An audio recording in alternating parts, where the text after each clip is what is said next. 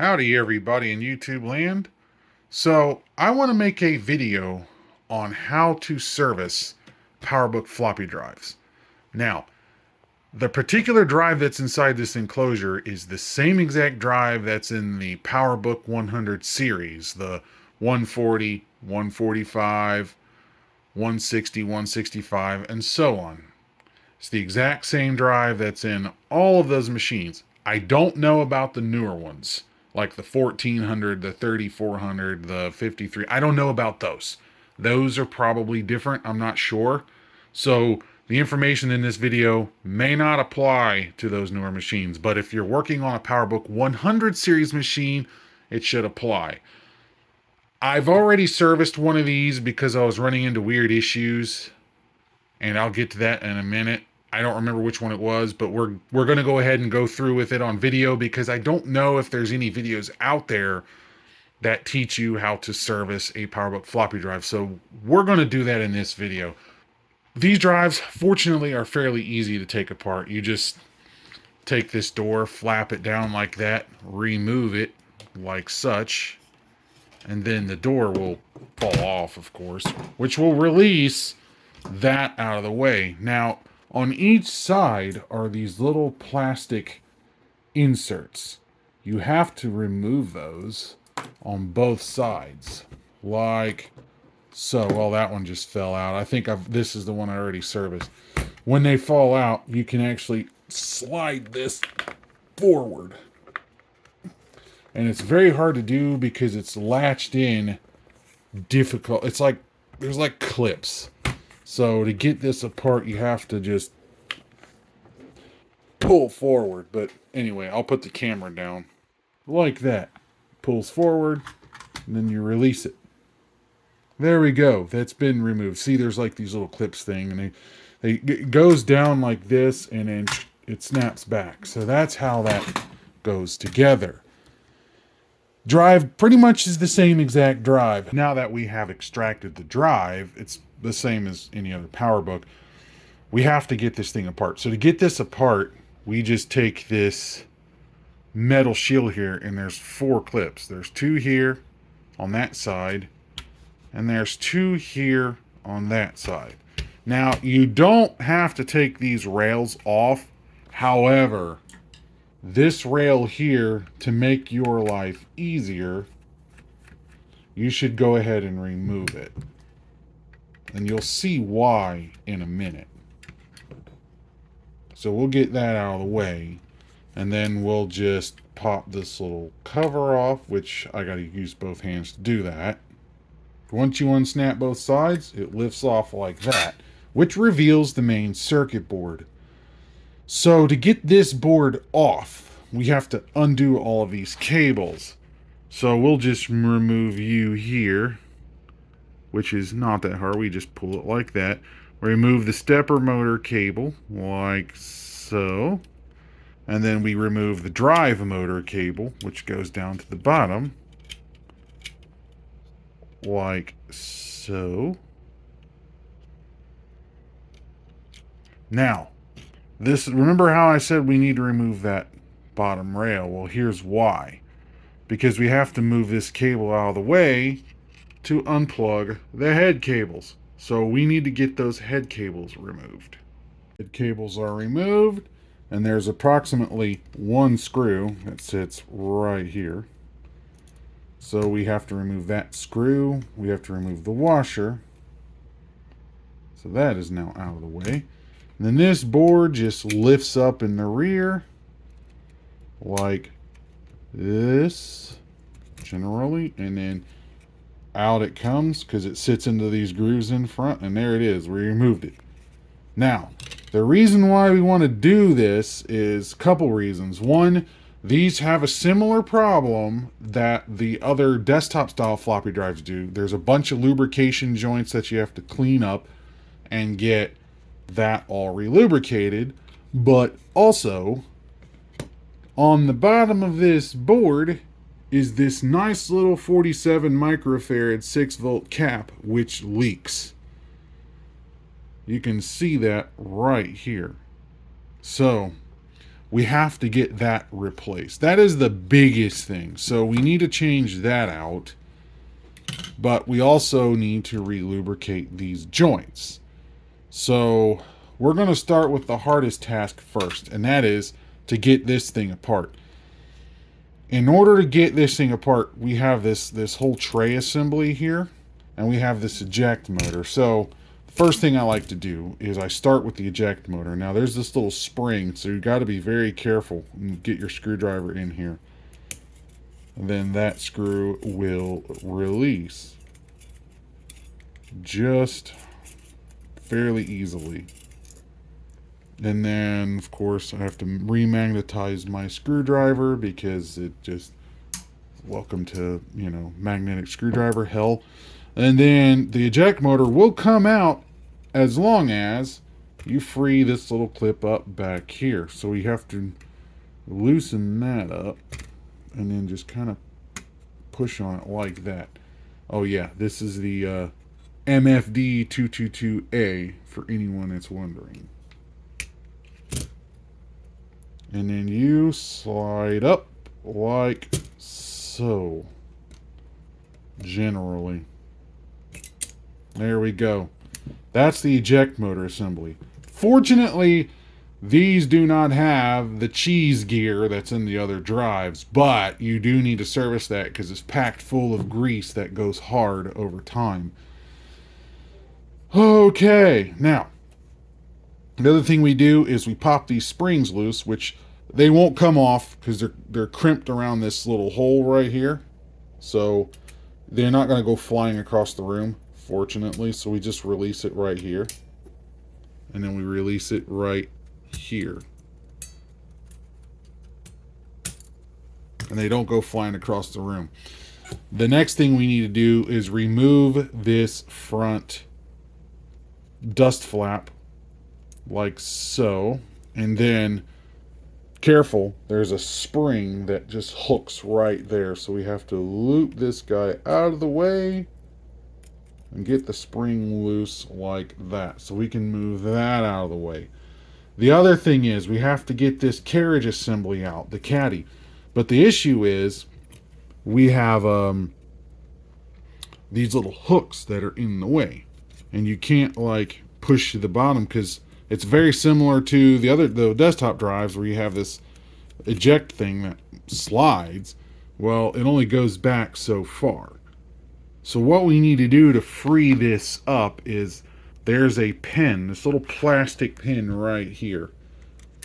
This is what allows the disc to insert in. What we need to do, and I need both hands to do this, is I have to push this all the way back, which will free up the little finger that stops you from being able to push the caddy all the way in. So as soon as I push this back, I can push on this, which will allow this thing to actually free up. And I don't know if I can do this on camera. I don't think I can. Because if I push this back, then I should be able, just like that. See how it just freed up? That's what we need to do. And then we can release it. Be very careful. And then out we come. There it is. Now, see that just fell off. There's these little plastic things here and here. We don't want to lose those, so we'll just go ahead and take those off like that and set them out of the way. Now, if you look carefully, we've got a bunch of little grease joints here that we need to clean up and relubricate. We got a bunch of grease down here that needs to be relubricated. And this guy is not exactly free anymore. It's still relatively good, but it's not free. Now, once we have this thing pushed all the way out of the way, you can see the little hook that's in here. So we need to push this out of the way so we can pull this caddy all the way out forward where it clears this insert and we can lift this thing out. So in order to do that, I need both hands. There we go. So there we go. Now I can just lift it up like that and out it comes. We have multiple grease joints here that we need to take care of. So that is now out of the way. And then I can just remove this guy. And then we have more grease we have to clean up. Now, here comes the hard part. So you can remove this drive board if you want. There is no capacitors in there that you need to take care of, so it would be best if you left it alone. But you can remove the spindle to get to the bearing under here to relubricate it. So we can do that. You can also remove the head assembly by removing this. Now, in both cases, if you do that, be warned, you will lose the drive alignment. Because if you look, the track 0 sensor is on the head carriage and not the body. And that is the little wing right here that trips the track 0 sensor, which is on this adjustable lever. If you move this, you will throw it out of alignment, and getting it back into alignment is not a fun experience. You can do it, but it's not fun. So preferably, you want to leave this alone, and you want to leave this alone. So that's what we're going to do. We're just going to work around it and clean the gears and, relubricate all of that as best as we can. Same thing with the slide rail without messing with the head. And I'm going to try to pull this hub while it's installed in the drive, which should be straightforward because all we have to do is take this little pick tool and just push it out like that. So the spindle is now removed. And we can use this out of the way to just relubricate these bearings, get a little bit of oil here and there, and just let it soak for a bit. And that's all you got to do. Just clean up all this grease, and we re-grease everything and put this drive back together. And then we just got to do the capacitors. But yeah, one more thing, the eject mechanism. Just a couple of clips and this thing releases out, just like the desktop drives. And then you can see we've got this crappy yellow dingy grease in there that needs to be cleaned out because it gets gummy. And when it gets gummy, it causes a lot of problems. The other thing we have to do, we got to get all these gears out so we can soak this thing in alcohol and clean all the old grease off. But also, if you look, we have a little reed switch in here. This is how the drive knows that the disk is ejected, or it's in the eject state. So when this little pin goes all the way around, it knows right where to stop. So what you want to do is, you see these two little reeds that go up under there and make connection. You kind of want to get under there with a little bit of deoxit, clean that a bit. And the easiest way to do that is to just suck that off with a desoldering iron. And then you can just take a pair of tweezers and pull this thing out. And then you can just get there with a Q-tip, clean that up, get it back on there. I just do that as a preventative thing. That way the thing will not get stuck trying to eject the disc. But like I said, good news is we don't have a cheese gear in here. So we just got to clean all these guys up. Get all this old grease off and redo it. And then this is actually one that doesn't have hardly any grease at all in it. Just barely any. The other one I worked on, this thing was just chunked full of grease. I like to scrub these. You don't have to, but I like to scrub these. And to do that, you just unsolder these two motor pins, and then you can just push this whole motor out so you don't get it soaked. But since this one doesn't have much grease in it at all, I'm going to leave it alone. Just clean it up with a Q-tip. But just remember, Q-tips are very hard to get in here and navigate through. So just whatever works for you, as long as you don't damage it. Oh yeah, as I've been cleaning this up, when this type of grease degrades, it just smells like strong vinegar. Almost like Vinegar Syndrome LCD. It's kind of nasty, so you got to make sure to get all this crap off. Something kind of like that. Fresh grease on the gear, some grease on the slide rail. This little plastic retaining thing's all re-greased, greased slidey rails and all of that. And the other thing we do is we grease these little tabs over here after getting all the old grease cleaned off. So now it's just a process of reassembling the base assembly, and then we will get over to that one. something kind of like that. Got everything all cleaned up and re-greased. Now we just have to get you back in here like so. Alright, so that is now reassembled. So getting this back in here is a whole nother world of fun, but we can manage it. Stupid hairs everywhere.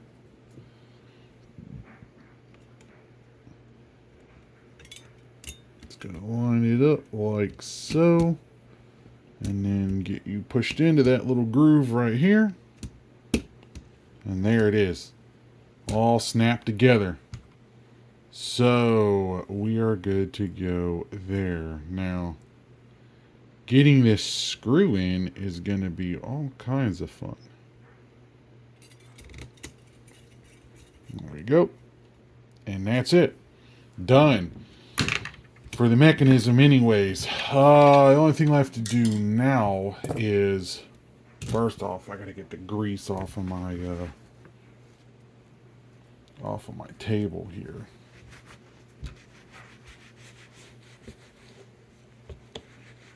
Yeah, it's nasty anyways. So then next thing to do is we have to get this capacitor off, and we're going to replace that with these guys right here. So we'll just put those. Only need one, so that's the one that's going in there, and we'll get this thing back together. Oh yeah. Who loves the nice smell of rotten fish? Because that is bad. I mean, that stuff on the outside's glue, but the stuff on the inside is definitely smelly, leaky electrolyte. So we got to clean all that up and then get the new cap on there. New cap is installed. Perfect. There we go. Reassembly time. Alright, here comes the fun part. Now we need to test it. Ignore the Powerbook. The LCD is bad and there's nothing I can do about that. But that's not the point. The point is we got to test this floppy drive. So here we go. Let's see what happens. Moment of truth.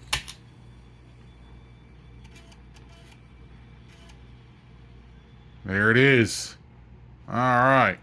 So our 800K floppy works. Let's check the eject. All good. Eject works fine. Luckily we don't have any cheese gears with the eject. Alright, so let's check the 1.4 megabyte.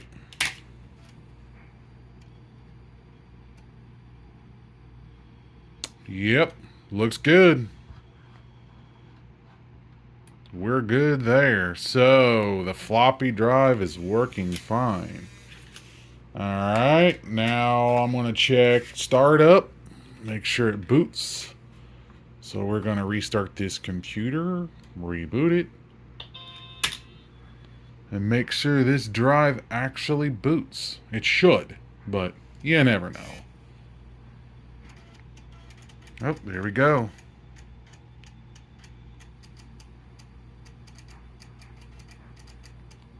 It's guiding smoothly. There's no weird sounds coming from the stepper. It's starting up the system software install that's on the floppy disk. So that is a good thing. Yeah, we're all good. Alright. So we're going to shut you down. And call that one a wrap. So this drive is perfect. Now we just have to reinstall this cover, which is fairly straightforward. We just line it up that way. We line it up the other way. And we snap it into place like that. And there it is. This drive is perfect. Now all we got to do is take you and then slide this cover on like that. Actually, before I go that, I need to unplug you. And then we just go like that. See how you heard it just click? So that drive is reinstalled back in the enclosure. We just have to put our little rubber plugs back in there like so. grab the second one. Just make sure they're not lost, because, yeah. And there it is. Now all I gotta do is reinstall you, which is fairly straightforward. Hard to do with one hand, though. Yeah, this is entertaining, isn't it? Makes for a longer video. Yeah, I can't do that one hand, but yes. Now the door's reinstalled, so for good measure, I think it would be an amazing idea. Put disc in it and retest to make sure that everything is good, which it should be. Although you never know.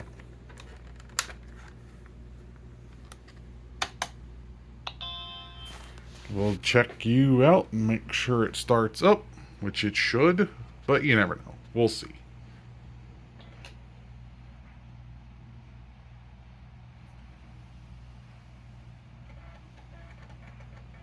Perfect.